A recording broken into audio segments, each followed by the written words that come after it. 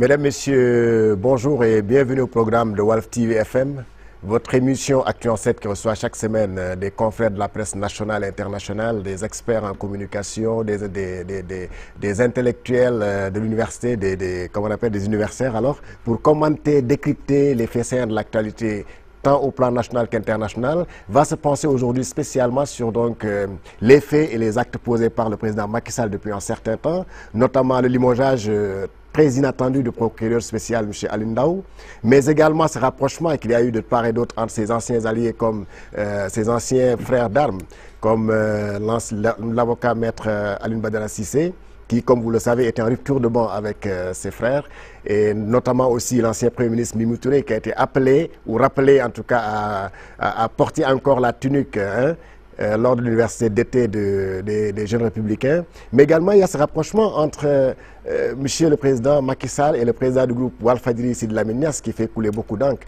Comme vous le savez, donc, le président Macky Sall a reçu le patron du groupe Walfadjri il y a quelques jours. Alors, tout cela participe-t-il à décrypter, à décrisper un peu l'atmosphère tendue, surtout entre le parti au pouvoir et l'opposition, mais surtout la société civile aussi. Un deuxième thème, nous allons parler aussi de ce limogeage très spectaculaire du procureur Alioune Ndao. Alors, qu'est-ce que cela aura comme conséquence sur le procès de M. Karim Wade? Nous, pour parler de tous ces thèmes, nous recevons sur ce plateau M. Pierre Ahmed Ba, il est le directeur de Modernist Intelligence Group. M. Ba, bonjour. Bonjour. Vous êtes un habitué des plateaux de Walf TV de toute façon. Avec lui sur ce plateau, vous avez M. Mam Ngom, il est le rédacteur en chef de la Tribune. M. Ngom, bonjour. Bonjour. Avec lui, nous avons M. Moutban, il est l'administrateur du site internet Mediafrique. M. Ban, bonjour. Bonjour. Alors, je vais me tourner vers le spécialiste, lui, Pierre Ahmed Ba, qui a l'habitude de décrypter en tout cas les signaux ou les gestes du pouvoir. Alors, comment analysez-vous l'espace d'un mois que le président ait posé beaucoup d'actes? Comment vous les analysez? Il a rappelé l'ancien ministre des Affaires étrangères, maître Alioune Badara Cissé, lors de l'université d'été de l'APR, de la COJER. De la même manière, il a fait en appel du pied à l'ancien Premier ministre, Mme Aminata Touré. Il a limogé le procureur spécial, qui en tout cas était quelque part la pomme de discorde entre l'APR et l'opposition, notamment le PDS. Et récemment, il vient de recevoir Sidi Lamine Niasse. Est-ce que tout cela participe d'une volonté de décrisper un peu les relations? Alors, ça va être très difficile à dire parce que, à mon avis, d'un premier coup d'œil, ces faits ne sont pas liés, même si ce sont des faits qui ont été réalisés par la seule et même personne, à savoir le président de la République, M. Macky Sall. Mais il faut aussi bien se rendre compte qu'il y a comme une sorte de tension latente au Sénégal et qu'on a tardé à désamorcer. Vous voyez, depuis quelque temps, on se rend compte qu'il y a beaucoup de choses qui ne vont pas. Il y a énormément de choses qui ne vont pas. D'abord, on croyait que l'APR était un parti très bien organisé, au sein duquel il y avait notamment une démocratie. On s'est rendu compte que ce n'était pas le cas. On s'est rendu compte que l'APR aussi ne pouvait pas se prévaloir d'une certaine force qui lui permettrait d'aborder cette phase cruciale, à savoir d'abord le référendum, si référendum il y aura, et ensuite les élections présidentielles de 2007. Donc je pense que de ce point de vue-là, en tant que chef de parti, le président de la République a bien fait d'appeler ses anciens compagnons. Maintenant, qu'est-ce qu'il y a en dessous ou quelles en sont les perspectives? Est-ce que cela participe d'une décrispation du paysage politique? Bon, c'est des questions que nous allons tenter de traiter tout à l'heure. Mais je ne pense pas à première vue. Par contre, le fait de se rapprocher de M. Sidi Lamine Niasse, président du groupe Walfadjri, à mon avis, c'est une très bonne chose, dans la mesure où le groupe Walfadjri représente quand même quelque chose au sein du paysage de la presse nationale, et il serait vraiment incongru de vouloir gouverner en écartant quelqu'un comme M. Sidi Lamine Niasse, qui est, au-delà d'être patron de presse, un leader d'opinion dans ce pays. Donc ça, il faut le lui reconnaître, et je pense que c'est une très bonne chose que le président de la République se rapproche de lui, le nomme médiateur, parce que quand même il a une certaine sagesse, et on le connaît aussi très engagé dans les problèmes qui touchent le quotidien des Sénégalais et dans la vie publique de notre pays. Donc je pense qu'à ce niveau-là, c'est une bonne action. Maintenant, reste à savoir quel en sera ou quels en seront les effets fait d'ici quelques jours. Mais je ne pense pas à première vue d'œil que le président de la République, que tout cela ait à voir avec le limogeage du procureur Alioune Ndao. Je suis sincèrement désolé de le dire, parce que quand on suit ce dossier, on se rend compte que le procureur Alioune Ndao, je ne pense pas que c'était véritablement la pomme de discorde, parce que le procureur Alioune Ndao ne peut agir que dans le cadre des préceptes définis par la justice de notre pays. De toute façon, on viendra on va revenir sur cette question, mais pour l'instant, je vais m'en tenir là et laisser la parole aux spécialistes de l'information qui sont au cœur du système. Voilà, Mamgour, les actes que pose le président depuis un certain temps, comment vous les analysez? Je pense qu'un certain nombre d'actes a été posé par le président de la République, à des endroits différents. En ce qui concerne l'appel de ABC, Alioune Badara Cissé et l'ancien Premier ministre. L'ancien Premier ministre Mimi Touré, c'était au cours d'une rencontre des jeunes de son parti. Je pense que c'était le lieu idéal, c'était un moment purement politique. Et puis, il y a un acte, il a fait appeler, bon d'ailleurs c'était prévisible, parce que déjà ABC était là-bas et il savait que Macky Sall allait lui tendre la main. Je pense qu'ils ont bien joué et puis ils ont pu scénariser ça de telle sorte que les gens ont pensé que c'était spontané. Bon, mais tant mieux. Parce que ça dénote aussi d'une certaine flexibilité. Parce qu'à un moment donné, Macky Sall il pose des actes politiques pour ne pas montrer que c'est quelqu'un qui est rugueux, qui refuse d'avancer. Parce qu'en politique aussi, il faut avoir de la flexibilité pour gagner des points. Parce que ça ne sert à rien de perdre Alioune Badara Cissé qui était aux avant-postes du combat bien avant son arrivée au pouvoir. De même que Mimi Touré qui était depuis longtemps son égérie. Je pense qu'il a posé cet acte pour que ces deux personnalités reviennent. Mais c'est différent du limogeage du procureur. Ça, c'est dans un autre contexte. Bon, on a beau expliquer les raisons. Bon, on ne comprend pas parce que le fait de le limoger de manière si spectaculaire, ça veut dire qu'il y a un problème. Quel est le problème réellement? Est-ce qu'on peut se suffire des explications qu'on nous a fournies? On nous a fourni des explications qu'il voulait arrêter un certain nombre de personnalités. Bon, il refusait de se plier aux directives de la chancellerie, aux directives même du président de la République. Bon, ce que je trouve un peu surréaliste, parce qu'on sait que le parquet dépend du ministère public. Donc, ce serait de la folie de vouloir refuser ou bien d'agir comme un rebelle, alors qu'on sait réellement qu'on n'a pas ce pouvoir décisionnaire, on n'a pas ces coups de franche pour pouvoir aller prendre des décisions à toi seul. Je pense que pour l'appel, son audience avec Cyril Lamenias, ça aussi c'est un acte politique qui est posé. Wade, il le faisait avec ses pires ennemis, bon, on appelle ça ennemis entre guillemets, il essayait de tout faire pour les rencontrer et pour discuter avec eux. Ça peut le grandir.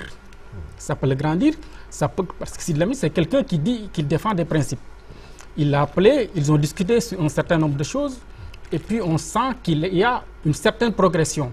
Je pense que ce sont des actes qui ont été posés de différentes manières et qui peuvent aboutir à quelque chose. C'est le président de la République, on aime dire que c'est le maître du jeu, il a les capacités. Je pense que c'est lui qui peut faire évoluer les choses. Et puis on a senti ces derniers temps une certaine tension, une tension inutile. Qu'il fallait décrisper, qu'il fallait baisser aussi. Qu'il fallait vraiment baisser. Bon, il l'a fait à sa manière. Est-ce que ce sont les bonnes manières? Est-ce que c'est la bonne attitude? Bon, ça, je pense que l'avenir nous dira ce qu'il en est exactement. Moutoué. Bon, moi tout d'abord, je vais essayer d'aborder un peu la question sur les retrouvailles à l'APR entre l'ancien ministre des Affaires étrangères et l'ancien Premier ministre. Tout d'abord, la rencontre entre Alioune Badara Cissé et le président de l'autre jour, c'était la 3e rencontre. On se rappelle, il y avait deux audiences précédentes au Palais, mais qui n'ont pas eu de suite. Moi, je pense que Macky Sall, il fait de la communication. aller recevoir, rencontrer Mimi Touré ou rencontrer ce qui n'a pas été fait concernant Mimi Touré, rencontrer Alioune Badara Cissé devant les jeunes, sans suite, sans le responsabiliser, sans le nommer dans le parti, en faire, par exemple, confirmer parce qu'il a été exclu en tant que numéro 2 du parti ou chargé des structures, quelque chose comme ça. En tout cas, il avait une responsabilité au niveau de la paire. Il n'a pas été réhabilité dans ses fonctions. Il l'a rencontré, il n'a pas été réintégré dans le gouvernement. Le fait de le recevoir une troisième fois, ça n'a pas de suite, ça n'a aucun sens. Et je pense que Macky Sall, aujourd'hui, il est conscient d'un fait, c'est que l'APR est le parti minoritaire de la coalition Benno Bokk Yakaar. L'APR n'a jamais participé à une élection. L'APR, sa première élection, c'était en 2009, c'était dans la coalition Benno Bokk, Dekkal Ngor du moins, c'était pas l'APR. En 2012, c'était Macky 2012, c'était pas l'APR. Élection locale 2012, élection législative 2012, c'était avec Benno Bokk Yakaar. Donc peut-être qu'aujourd'hui, il est conscient de la faiblesse de son parti et il veut rassembler. Mais apparemment, il est entenaillé par des forces qui sont autour de lui, qui font que des fois, il a peur même d'aller vers ses anciens adversaires. Prenons l'exemple du PDS. S'il veut vraiment, Macky était décidé à une retrouvaille avec sa famille libérale, il allait lancer un appel au président Wade. Rien ne lui empêche. Le fait, par exemple, d'aller appeler Sid Lamine, d'aller recevoir Sid Lamine. On sait que Sid Lamine et Macky Sall sont des amis. Il y avait une communication à distance. Sid Lamine, des fois, il faisait des sorties très acerbes contre le président. L'autre jour, le Macky a senti effectivement que Sidi était radical et que sa mobilisation pour soutenir l'opposition allait faire un grand bruit au Sénégal. Et lui, il a senti une certaine peur pour maintenant écarter Sidi Lamine de l'opposition. Il l'a reçu. L'audience était là, il y avait pas mal de personnes que je peux citer qui ont tout fait pour que Macky Sall reçoive Sidi Lamine. Ça n'a pas abouti. Pourquoi ce jour-là? Et puis je suis sûr et certain que ce n'est pas Sidi qui est allé demander l'audience, c'est Macky Sall qui l'a appelé pour le recevoir et pour vraiment le séparer de l'opposition. Ouais, c'est ça, c'est certain. L'autre question, c'est concernant Alioune Ndao. Moi, j'ai remarqué une certaine inélégance dans l'exact que pose Macky Sall. D'abord, la manière dont il avait limogé le procureur, ABC, il était à la Mecque.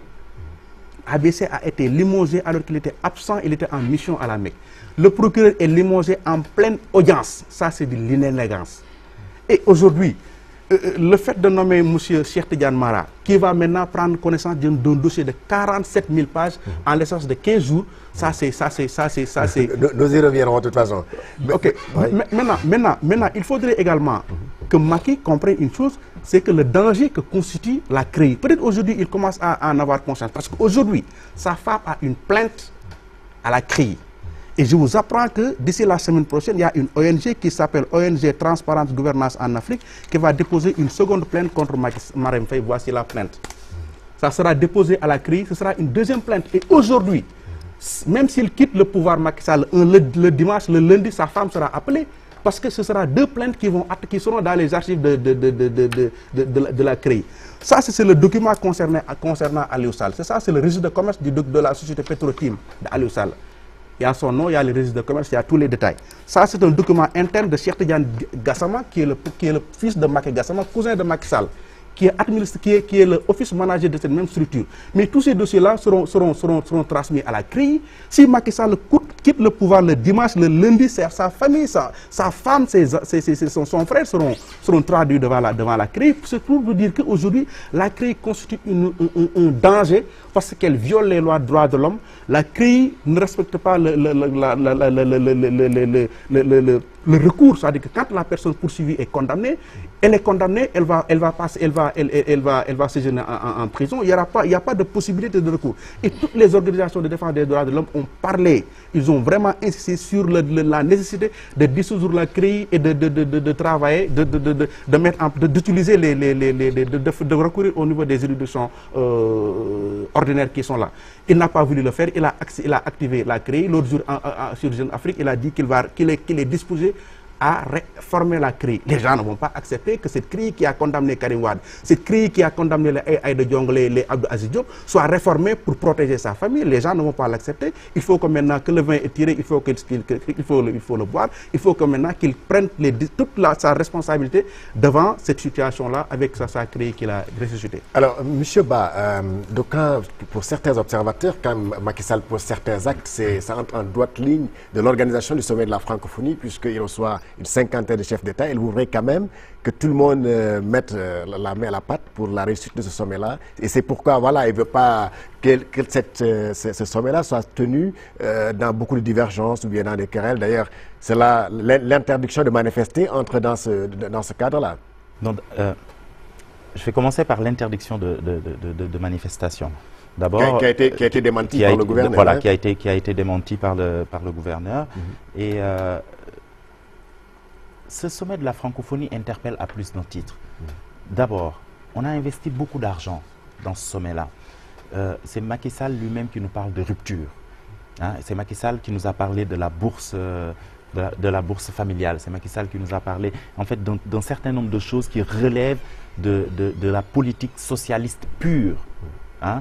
Donc, et c'est ce même Macky Sall là, pendant qu'il y a d'autres urgences au Sénégal, hein, pendant que les Sénégalais ont besoin de tout et il manque de tout, c'est ce même Macky Sall qui va prendre 53 milliards, qui va mettre 2 milliards à l'aéroport pour recevoir des chefs d'État pour un sommet de la francophonie dont on nous dit que c'est un sommet d'échanges culturels, etc., etc. Mais nous savons très bien ce qui se passe. Les entrepreneurs français en Afrique ou dans l'espace francophone, c'est des gens qui ont un syndicat. C'est-à-dire aujourd'hui, nous avons comme l'impression que nos chefs d'État n'ont pas encore compris et n'ont pas encore pris la mesure, hein, du moment historique au sein duquel nous nous trouvons. Parce que il y a bien longtemps qu'on nous chante que nous sommes indépendants, mais en réalité, le sommes-nous véritablement? Quand on n'est pas capable de réparer un tuyau à Kermomarsar, par exemple, quand on n'est pas capable de fournir correctement l'eau et l'électricité à sa population, quand on n'est pas capable d'assurer aux jeunes qui sortent de l'université, qui ont des diplômes, un emploi, quand on n'est pas capable d'assurer toutes ces choses-là, pourquoi organiser un sommet de la francophonie? Pour faire quoi? Recevoir des chefs d'État, on dirait un petit royaume de sentiments au sein duquel chacun va se laisser aller à ses propres, comment je vais dire ça, à ses propres envies. Non, je pense que le sommet de la francophonie est de trop, d'abord. Je pense ensuite que le centre de conférence qu'ils ont organisé à Diamniadio est de trop. On aurait pu mettre cet argent-là dans un des hôtels de la place. Ça aurait permis d'organiser le sommet sur place, de ne pas dépenser énormément d'argent en logistique, transporter les gens de Dakar à Diamniadio, etc., etc. Donc tous ces faux frais-là auraient pu être soustraits, hein, du budget. Et je pense aussi que si le président Macky Sall pense qu'il arrivera un jour au Sénégal à faire l'unanimité, il se trompe. Même Dieu ne fait pas l'unanimité. Mais il peut créer les conditions. Il peut créer les conditions d'une unité et d'une union sacrée autour de ce qu'il veut. Non, mais s'il le fait, ça va être sournois. Je veux dire, un chef d'État, le président de la République, qui est le président de la République du Sénégal, qui préside aux destinées des Sénégalais, n'est pas quelqu'un qui doit se donner à ce genre de jeu. C'est-à-dire qu'il doit poser des actes sans pour autant y croire. S'il va voir Sidi Lamine Niasse, tout simplement parce qu'au-delà du sommet, au-delà du 29 novembre, ils seront encore à couteau tiré, il se décrédibilise. Et je pense que Sidi Lamine Niasse lui-même est assez sage, assez expérimenté pour ne pas l'accepter. Je pense aujourd'hui qu'il est important que nos dirigeants, de quelque bord qu'ils soient, qu'ils réfléchissent plusieurs fois avant de poser des actes. J'ai entendu Sidi Lamine Niasse dire la dernière fois qu'il faut y aller avec des pierres, comme l'avait dit Moustapha Niasse. Quand Moustapha Niasse disait cela, il ne pensait pas peut-être qu'un jour, il serait de l'autre côté de la barrière. Aujourd'hui, il est de l'autre côté de la barrière et voilà qu'un acte qu'il a posé il y a bien longtemps revient lui tomber dessus. Il faut que le chef de l'État et tous nos dirigeants politiques se rendent compte qu'ils sont des responsables. Ils sont des leaders d'opinion. Donc, quand ils posent un acte, il faut qu'ils y réfléchissent et il faut qu'ils se rendent bien compte qu'un jour ou l'autre, cet acte reviendra se mettre devant eux. Donc, quand le président Macky Sall, je suis d'accord qu'il veuille instaurer le dialogue politique, mais on ne peut pas instaurer le dialogue politique dans ce pays-là en excluant les forces vives de cette nation-là. On ne peut pas exclure le PDS. On ne peut pas mettre l'épée de Damoclès sur chaque leader du PDS aujourd'hui et prétendre vouloir décrisper la situation. On ne peut pas se prononcer en tant que président de la République sur une manifestation que va organiser un parti d'opposition et prétendre vouloir décrisper la situation. Mais maintenant, quand le gouverneur recule, en fait, il ne recule pas, il a dit qu'il n'a jamais interdit cette manifestation. Est-ce que ce n'est pas une volonté aussi en tout cas, de baisser la tension chez les organisateurs de cette manifestation? Oui. D'abord, Il y a lieu de se demander d'où provient cette information-là. Était-ce un ballon de sonde? Certainement. Était-ce de l'intoxication de la part de l'opposition? On ne sait pas. En tout cas, il n'y a jamais eu d'arrêté. Par contre, ce qu'il y a eu, c'est que le chef de l'État s'est prononcé. Le ministre de l'Intérieur également. Ils se sont prononcés sur ces questions-là. Attention. Et c'est là où c'est dangereux. Vous savez pourquoi? Parce que le chef de l'État manque de jouer un rôle. C'est-à-dire le rôle du personnage qui se met au-dessus de la mêlée et qui laisse les autres dans la mêlée. Et ce n'est que de cette manière qu'il peut être le président de tous les Sénégalais. Et cesser avec le clientélisme, cesser de porter les combats politiques. Il a un parti, il a des cadres dans son parti, il a des gens qui peuvent aller au front et discuter de certaines choses. Lui, il ne doit parler que de ce qui intéresse l'ensemble des Sénégalais. Mais il ne doit pas se mettre dans une posture de contradiction directe avec l'opposition. Nous sommes dans un système démocratique, c'est eux qui le disent. Mais dans un système démocratique, il y a le parti au pouvoir, il y a les partis d'opposition dont le rôle est de s'opposer, de critiquer, de décrier. S'il veut faire l'unanimité, il faudrait bien qu'on rappelle à Monsieur le Président de la République, Macky Sall, même Dieu ne fait pas l'unanimité. Voilà. Oui, Mamgour, est-ce que le sommet de la francophonie est actuellement dans la ligne du président? Il veut le réussir à tout prix. Et apparemment, il veut que tout le monde mette la main à la pâte, écarter, taire un peu les divergences le temps que le sommet passe. Je pense qu'il veut le réussir à tout prix et il peut le réussir parce qu'il n'y a rien d'extraordinaire. Nous, au Sénégal, on a organisé toutes sortes de sommets ici au Sénégal. Et puis, ça ne pose pas problème. Pour les manifestations et autres, je pense, comme le disait un brillant éditorialiste français, à la suite de la seconde alternance, le Sénégal, c'est une fable démocratique. Les gens ont l'habitude de voter, ils ont l'habitude de manifester. Alun Tine disait qu'ils ont les manifestations dans leur ADN. Je pense qu'ils peuvent manifester et puis ne pas créer de problème. Ce n'était pas la peine. Je pense que le gouverneur lui-même, il est dans un jeu qu'il ne maîtrise pas. Parce que l'information a été donnée depuis une semaine. Il n'a jamais démenti. Il n'a jamais démenti. Peut-être qu'il n'a pas voulu démentir parce que le président lui-même, il s'est prononcé, il a même dit en rayon qu'après le sommet, il va permettre aux opposants d'aller à Diamniadio pour aller marcher là-bas. Le gouverneur, dans ce contexte aussi, est-ce qu'il pouvait dire quelque chose? Je pense que peut-être il devait avoir le courage ou la clairvoyance de dire que je n'ai jamais dit ça. Parce que curieusement, c'est le gouverneur qui est au-devant. En pareille circonstance, on entendait un peu le préfet. Depuis très longtemps, on entendait, c'était le préfet qui était autour des marches et autres. Et je pense que les marches, comme c'est inscrit, comme le gouverneur l'a rappelé dans son communiqué d'hier, c'est inscrit dans la Constitution, on n'a pas besoin d'interdire ou d'autoriser. Il s'agit d'une simple déclaration, comme le disait Wad, d'une simple déclaration, et on vous permet d'aller manifester. Ils seront mis devant leurs responsabilités. Ils seront assez responsables pour ne pas casser ou bien pour ne pas être infiltrés pour créer des dégâts. Je pense que le PDS et tous les partis satellitaires qui sont autour, ils sont assez responsables, ils ont été au pouvoir, ils savent qu'il y a des dangers, qu'ils peuvent être manipulés ils peuvent être infiltrés par des gens qui n'ont rien à voir avec eux et qui peuvent créer des problèmes. Je pense qu'ils vont prendre les responsabilités, faire le meeting convenablement, être encadrés par les forces de sécurité et puis les vaches seront bien gardées parce qu'il n'y a aucun problème. Je pense qu'au-delà du 21 novembre, le Sénégal va continuer de vivre, d'exister, et puis on fera le fameux sommet de la francophonie. Bon, je pense qu'il serait un peu inutile de vouloir revenir sur la hiérarchisation des priorités de nos dirigeants. Je pense que ça, on en a tellement disserté. Bon, et puis, bon, souvent, eux-mêmes, ils ne maîtrisent pas ça. Des fois, ils le font, mais ils ne savent pas exactement. Leurs actes ont été dictés en haut lieu ou ailleurs. Je pense que pour ce cas de la francophonie, il faut plus de sérénité. Le gouverneur, il a sorti un communiqué pour démentir. Je pense que ça, c'est un acte pour dire que la marche est autorisée. Voilà, justement, Ban, est-ce que cette sortie du gouverneur ne participe pas à apaiser un peu le climat tendu parce que l'opposition était sur les nerfs?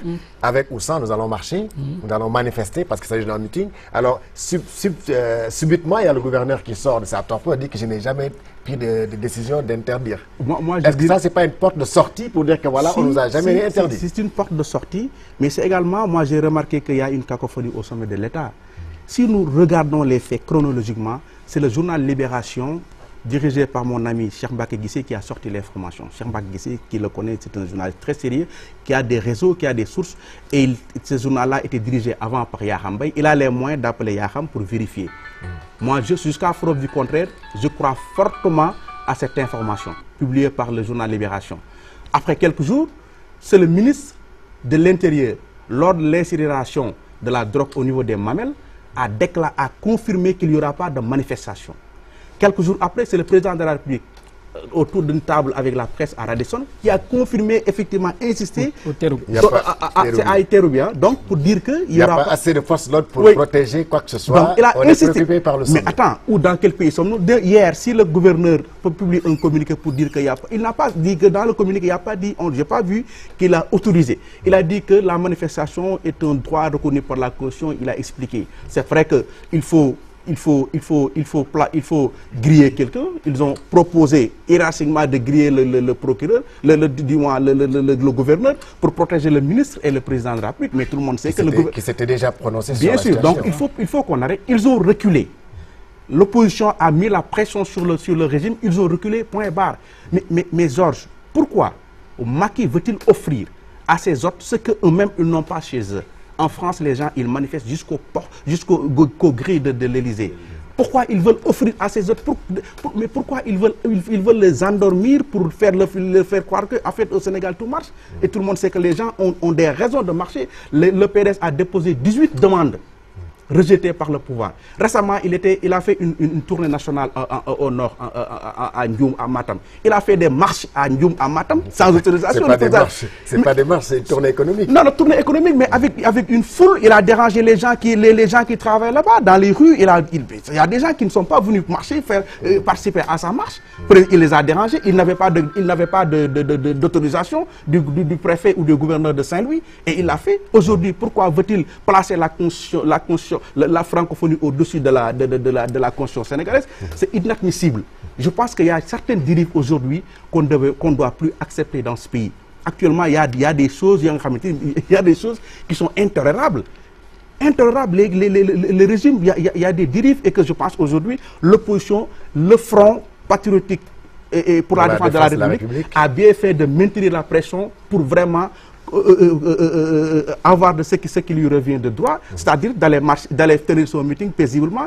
Et je salue la sortie du président de la commission des lois, M. Djibrilouar, à l'Assemblée nationale, qui a évidemment lancé un appel au président Wade, vraiment pour lui demander de venir assister au sommet aux côtés du président Macky Sall et de côté Abdou Diouf. Il a décliné là. Mais je pense que cet appel, il faut l'adresser également au président Macky Sall. Parce que le président Macky Sall, s'il appelle Sidi Lamine pour le voir, rien ne l'empêche d'aller voir Abdoulaye Wade chez lui, de l'appeler, parce que le président Abdoulaye, c'est son père. Ce n'est pas avec un carton d'invitation qu'on lui balance comme ça qu'il va répondre au sommet de la France. Voilà, nous allons passer donc au second thème de notre débat, à savoir le limogeage vraiment spécial du procureur spécial de la CREI. En pleine audience, c'est une première, hein, Pierre Ahmed Ba, qu'on limoge comme ça. Alors, commencez par m'analyser d'abord le jour, les circonstances de ce limogeage-là, qui a coïncidé avec la déclaration de politique générale. Voilà que la Cour se retire pour aller en pause et voilà, le procureur n'est pas revenu, il est limogé. Oui, Moutban l'a dit tout à l'heure, je pense que c'est très inélégant. Hein, mais à mon avis, ça n'entache en rien le déroulement du procès. Parce que les spécialistes disent que le procureur, en fait le parquet...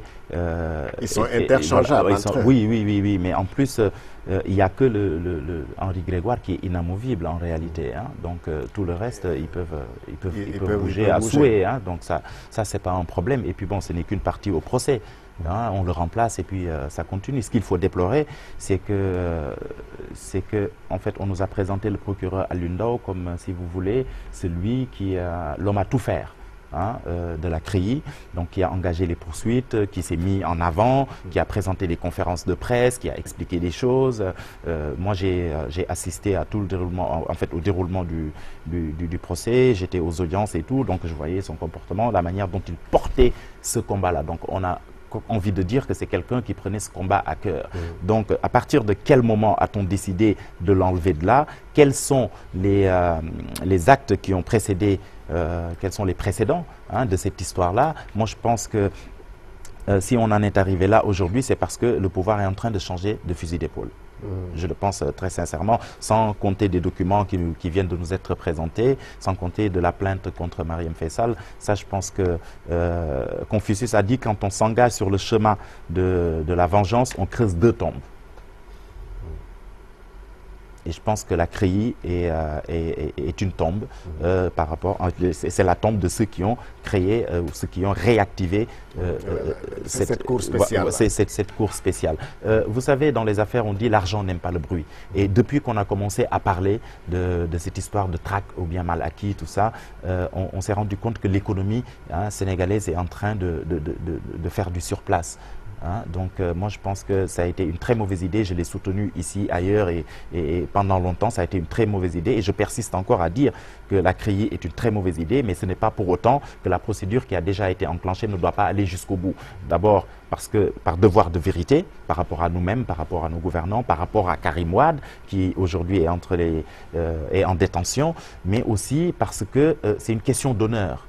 C'est une question d'honneur. Je pense que le président Macky Sall, en réactivant la CREI, pensait bien faire. Si à l'arrivée, on se rend compte que les résultats risquent d'être autre chose, il faut rectifier. Alors, le procureur Alioune Ndao est parti. Nous allons attendre de voir, parce que ça ne sert à rien de tirer sur le pigeon pendant qu'il est encore en vol. On va attendre que le pigeon atterrisse pour voir quels sont les actes, les premiers actes. Je pense que c'est ça qui va être déterminant. Les premiers actes que le nouveau procureur va poser. Hein? C'est ça qui nous permettra de voir effectivement... Mame Gor, est-ce que quelque part, M. Alioune Ndao n'a pas été victime un peu de son caractère jusqu'au boutiste, pour ne pas dire son inflexibilité dans ce procès-là? On sait qu'avec Mimi Touré, qui était en tout cas la pièce maîtresse de ce procès, Karim Wade est parti, et que celui qui l'a remplacé, l'actuel ministre de la Justice, c'est un droit de l'homiste après tout. Est-ce que quelque part, ça n'a pas joué sur le limogeage de Ndao? Bon, c'est fort possible, mais je pense que M. Alioune Ndao a été choisi. Et bien choisi, il connaissait ses qualités et ses défauts. Ils l'ont pris à un moment donné parce qu'ils pensaient peut-être que c'était un baroudeur, quelqu'un qui était prêt à aller jusqu'au bout. Et puis il le faisait jusqu'ici. Et puis il applaudissait tous. Mais ce n'est pas à partir d'aujourd'hui qu'on le jette en pâture, ou bien qu'on essaie de le diaboliser pour dire qu'il était ceci ou cela, qu'il tenait tête au président de la République. Je pense que ça, c'est de la folie quand même, Alioune Ndao. Est-ce qu'il est assez fou pour tenir tête au président de la République? Un procureur, est-ce qu'il est... Tenir tête au ministère de la Justice. Alors qu'il sait nettement que lui, il ne peut pas faire grand-chose sans eux. Il n'a aucun pouvoir qu'il suive d'une simple signature. Je pense que ça, c'est de la folie. Et puis, c'est un peu lui faire un mauvais procès quand même. Parce que lui, dans tous les cas, je ne reviens pas sur le débat sur la légitimité de la CREI ou bien. Le fait de rendre compte, c'est un principe. Et puis, nous sommes ici pour défendre des principes, comme à l'image de tous les républicains. Je pense que quand quelqu'un a servi et est au pouvoir, et puis qu'il quitte le pouvoir, il doit rendre compte. Il doit rendre compte. On a mis au goût du jour la CREI. Certains disent que c'est une juridiction exceptionnelle qui crée beaucoup de problèmes. Mais au-delà de ce débat, qui est un peu du juridisme, parce que les Sénégalais ne comprennent pas. Le Sénégalais lambda ne comprend pas. Le Sénégalais lambda, ce qu'il comprend bien, c'est quelqu'un qui a dilapidé l'argent du pays, comme le voleur qui a volé dilapidé. Oui, quelqu'un qui a dilapidé. Si est vrai qu'il a dilapidé l'argent du pays, il doit payer. Comme quelqu'un qui a volé un bœuf, il doit être emprisonné. Je pense que ça, c'est le principe. C'est aussi simpliste que ça. Bon, il y a le débat autour de la CREI, c'est légitime, c'est pas légitime, ça c'est un autre débat, un débat de juristes. Que moi, peut-être qui ne suis pas juriste, et que je ne comprends pas, moi, je ne comprends pas, je comprends pas grand-chose. Bon, les gens entendent certaines choses, j'essaie de comprendre, mais je ne comprends pas le fond du dossier. Donc, Aliou Ndao, aujourd'hui, quand on le prenait, certains disaient que même c'était une concurrence, parce qu'il y avait d'autres qui voulaient être procureur spécial. Mais il a été choisi parmi tant d'autres. Parce qu'on a beaucoup de grands juristes au Sénégal, on a beaucoup de grands magistrats au Sénégal, mais on a choisi Aliou Ndao.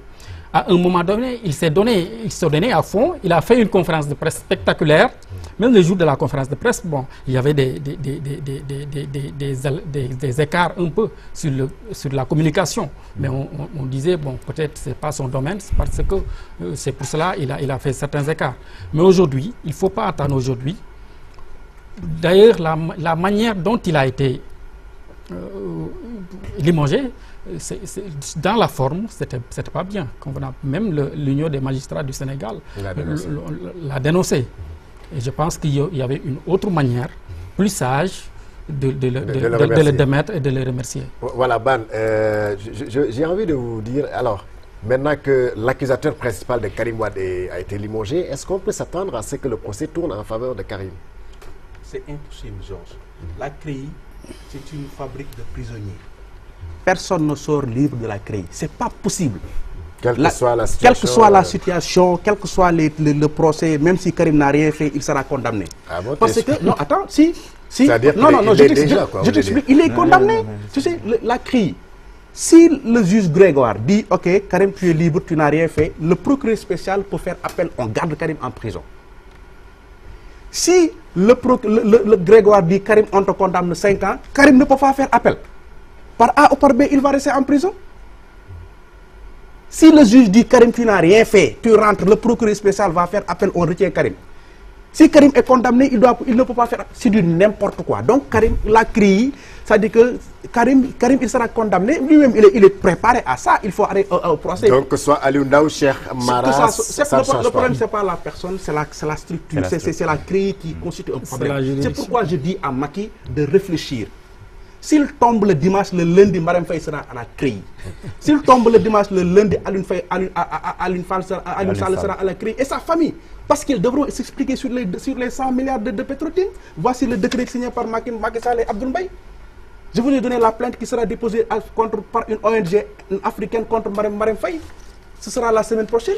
Mais cette plainte-là sera à la CREI. Ils seront appelés, ils devront se justifier sur leur patrimoine. 30 jours après, s'il n'y a rien, ils seront juste traduits, comme ils vont rejoindre Karim en prison. Mais c'est-à-dire que ce n'est pas normal ce qu'ils font. Karim Wade et les autres, ils n'ont pas été poursuivis, surtout le cas Karim, parce qu'il a dilapidé l'argent du Sénégal. Il n'y a pas un rapport de la Cour des comptes, il n'y a pas un rapport de l'IGE qui condamne Karim. On l'a appelé, où est ton train de vie, tu viens t'expliquer. Mais dans la famille du président, il y a des gens qui prennent des avions, qui vont à Dubaï, qui vont partout. Ils devront s'expliquer sur le train de vie. Mais ce n'est pas normal. Et puis l'autre chose qui choque, c'est cette manière d'humilier les gens.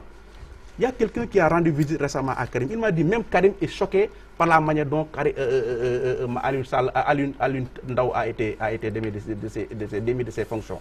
Regardez ce qu'ils ont fait à Hissène Habré. Dans sa maison, ses enfants, sa femme, on vient, on l'enlève. On ne lui a même pas laissé le temps de changer ses habits. Il y a une volonté manifeste d'humilier l'être humain, l'individu. Ce qui n'est pas normal. Le pouvoir, c'est quelque chose de passager. Macky Sall, au plus tard, il fera 10 ans, il part, il aura près de 60 et quelques années, il va rendre compte lui également. Parce qu'actuellement, il viole les accords, il viole les traités, les conventions, il pose son pied sur la Constitution pour interdire les gens de marcher. Mais demain, s'il doit rendre compte, mais attends, les gens ne vont pas passer à son militant. Il va venir, il rend compte. Alors, Pierre Ahmed Ba, les raisons avancées pour justifier le limogeage du procureur, est-ce que ne remettent même pas en cause, selon vous, l'indépendance de la justice? Non, mais justement, c'est là où c'est très important, parce qu'on nous a tous chanté ici. Moi, je me souviens, hein, j'ai tenu des propos qui n'allaient pas dans le sens des propos, en fait dans le sens de la CREI et du gouvernement, hein, du gouvernement de Mimi Touré à l'époque, du président de la République qui disait ils n'ont qu'à se chercher de bons avocats, etc. etc.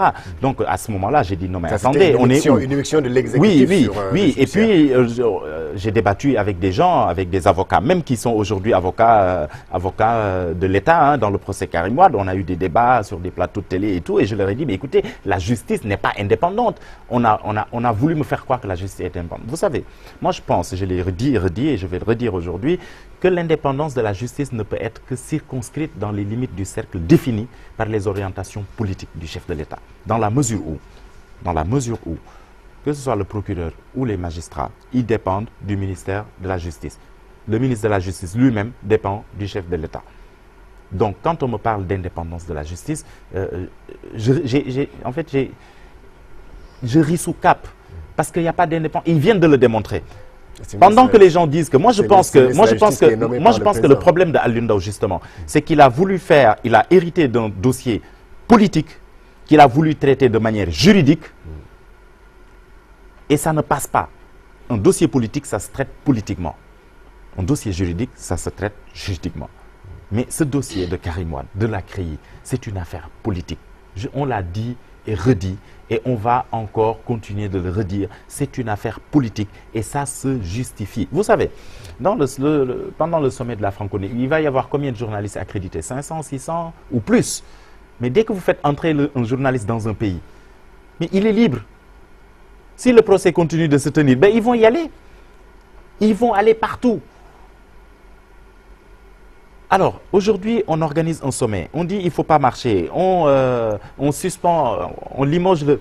En fait, vous savez, moi, je suis tout de même fatigué de devoir reprendre les mêmes questions tout le temps. Ça fait 2 ans que Macky Sall est là.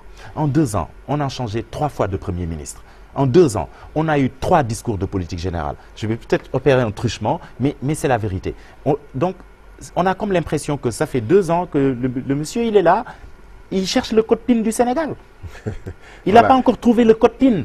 Voilà, Mamgour, on a évoqué pour ce limogeage-là, on a parlé de la volonté ou bien de la décision de Alioune Ndao d'arrêter certains leaders du Parti démocratique sénégalais contre vents et marées, contre la décision du chef de l'État et même de la hiérarchie, la tutelle. Alors là, je reprends la même question que posait Ahmed Ba. Est-ce que la justice est finalement indépendante? Non, ce qu'on voit démontre carrément que la justice n'est pas indépendante. Il est difficile dans ce contexte, dans cette organisation, que pour la justice sénégalaise d'être indépendante. Parce que comme il a dit, tant qu'il y a un ministère de la justice et il y a un président de la République, le ministère de la justice dépend du président de la République. Et là c'est la faute. Et puis le parquet dépend directement du ministère de la Justique. C'est la faute de l'exécutif qui semble s'incruster dans le fonctionnement de la justice. Oui, quand on dit que le procureur est allé jusqu'aux appartements privés du président de la République, ça c'est le judiciaire. Oui, le judiciaire c'est 2 pouvoirs. Il ne devait pas avoir ce genre de connexion normalement, en temps normal. En tant que, si on parle d'indépendance au sens vrai du terme. Et ce qui me gêne dans tout cela, c'est quand on dit que le procureur a été limogé parce qu'il voulait convoquer certains membres du Parti démocratique sénégalais, certains gros bonnets, et puis leur convocation pourrait créer des troubles à l'ordre public, la tension et tout ça. Je pense que c'est de faux problèmes. Si le procureur se base sur des dossiers solides, sur des preuves tangibles, il peut convaincre n'importe qui parce que c'est eux-mêmes qui ont dressé leur liste. Ils ont mis 8 personnalités à arrêter depuis. Le procureur, lors de sa première conférence de presse, il a cité 8 personnalités de l'ancien régime qui devaient être mises en demeure. Jusqu'ici, on a vu que c'est Karim Wade, bon, Tahibou Ndiaye et Tahibou Ndiaye, après qu'on a emprisonné Aïda Ndiong. Mais apparemment, il veut rectifier. C'est la rectification. Certains députés ont perdu leur immunité parlementaire. Certains députés ont perdu leur immunité parlementaire. Entre-temps, Abdoulaye Baldé est devenu maire, Omar Sarr est devenu maire. Bon, ça devient plus compliqué. Présentement, le procureur ceux qui parlent de dossiers politiques n'ont pas tout à fait tort. Le procureur, lui, il s'est dit, d'après les explications, parce que c'est eux qui donnent les explications, les raisons du limogeage de Alioune Ndao. Le procureur, il a dit, lui, qu'il s'en fiche. Il va faire son travail convenablement, comme il l'entend. C'est alors qu'on l'a décapité et puis il est parti. Voilà, voilà. Merci. Malheureusement, le temps est terminé. Merci à vous, chers invités. Actu en 7 recevez aujourd'hui donc M. Pierre Ahmed Ba, qui est le directeur de Modernist Intelligence Group. Merci à Mamgour Ngom, qui est le rédacteur en chef de la Tribune. Merci à Moutban, qui est l'administrateur du site Mediafrique. Merci à vous, chers téléspectateurs, d'avoir suivi ce numéro d'Actu en 7. Merci et passez un excellent week-end. Merci aussi à la cabine technique.